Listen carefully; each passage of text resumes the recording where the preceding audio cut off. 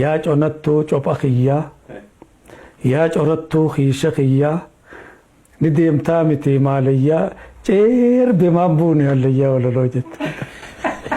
Mee maaliin Abubakar Muusaa yaadatta bara yaadannoo keetiitti yookaan bara hojii dabarsitan san keessatti akka mudannootti wanni si duraan banne wanni ati isa itti yaadattu maaltu jira?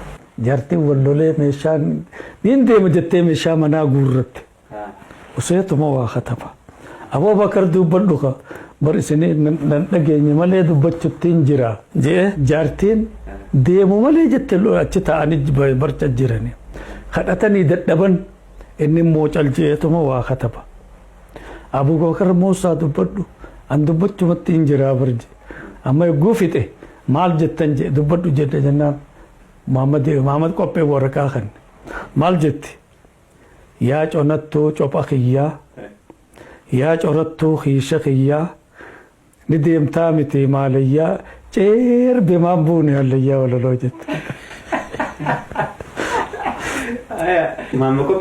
Muhammad qophee kanneen isaat dubbise duuba yaa conattuu copha kiyyaa yaa corattuu hiisha kiyyaa ni deemtaa miti maalayyaa ceerbe maan buune hallayyaa.